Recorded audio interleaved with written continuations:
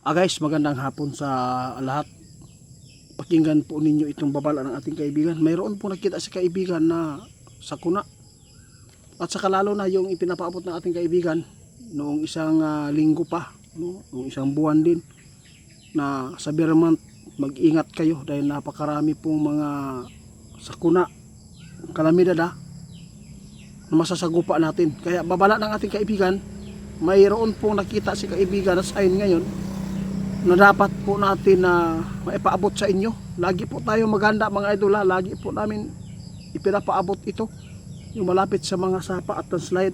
Tandaan po natin itong nakita ng ating kaibigan, ito po ay babala sa inyo. Dapat maging alisto tayo kaibigan.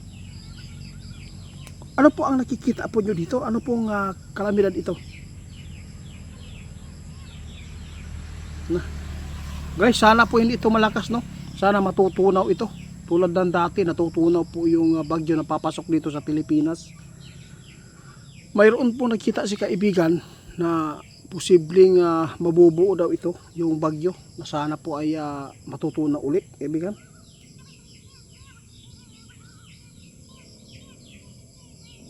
Guys, nagbabala si kaibigan. Kailangan po maging alisto tayo. Bagyo, lindol, kaguluhan, yun po ang ating babantayan ngayon mga idol, yung panahon natin, no? Huwag kayong mag-alala, si kaibigan lagi po magbibigay po sa inyo ng alarma para makapaghanda. Ngayon nakita ng ating kaibigan ngayong hapon na to, dahil pumasok ito sa kanila na mayroon pong sakuna o kalamidad na bubuo. Kaya tandaan natin, sana ay hindi ito matuloy. Naku po. Oh. Tandaan natin mga idol, itong babala ngayon na sa Vermont, talagang nakikita ng ating kaibigan napakaraming sunod-sunod na sakuna, sunod-sunod na bagyo. Lalo na may lindol pa ring masasagupa natin kahit yung panahon na yan, yung buwan na yan ay mga bagyo po kadalasan.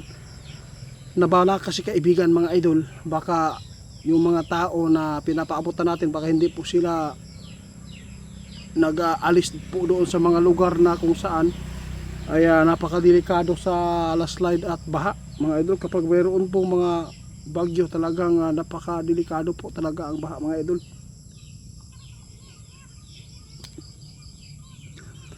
Sabi ng ating kaibigan, lumayo muna kayo sa mga lugar na mga apektuhan ng mga bagyo kung ipapaabot ng weathercaster, kasi alam po nila mga idol, kasi nadidetect po ang bagyo. Pero ngayon hindi ko alam kung nadidetect po ba nila ito, kasi si kaibigan, nakikita ng ating kaibigan, talagang mayroon pong pumasok sa kanilang kaharian patungkol sa kalamidad na to. Sana daw masupla pa o matutunaw at hindi matuloy ang pagbuo nito.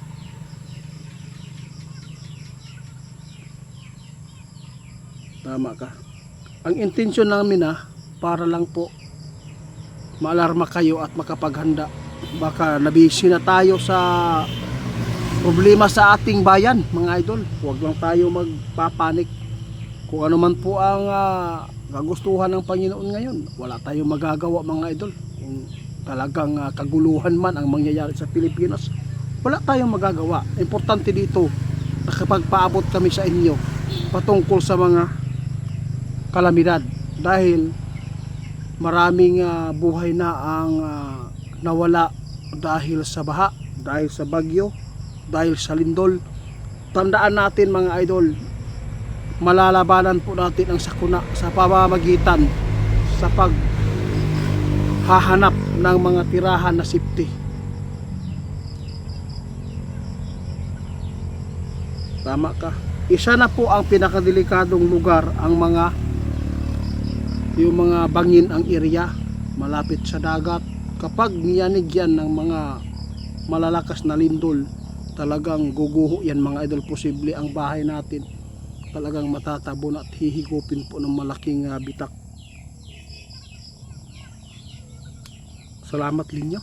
Guys, pasalamat tayo ni kaibigan dahil nagpapatuloy po siya sa pagpaalala at paghatid ng mga impormasyon na bago nilang nakuha at ito'y pumasok sa kanilang kaharian. Mga idol, tandaan natin, hindi na po maganda ang panahon ang ating nakikita dito sa ating bansa.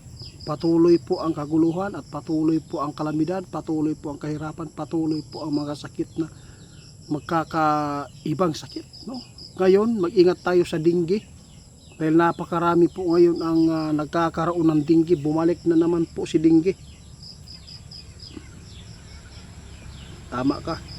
Kung mayroon pong mga nilalagnat po ng aabot po ng ilang araw, kahit hindi ka nilagnat, kung magsusuka ka at hindi po maganda ang pangangatawan natin, kailangan uminom tayo agad ng mga panglaban sa dengue na herbal. Tulad po ng tawa-tawa ha mga idol, sibukaw, lalaki na papaya, lagyan po ng mainit na tubig, yun po inumin. Salamat guys, yun lang po. Maghanda tayo lagi sa sakuna dahil mayroon pong nakita si kaibigan na paparating na naman po ng mga kalamidad, dahil nag-alala si kaibigan sa mga tao na nabisi sa kaguluhan ngayon sa ating bansa. Maraming salamat kaibigan.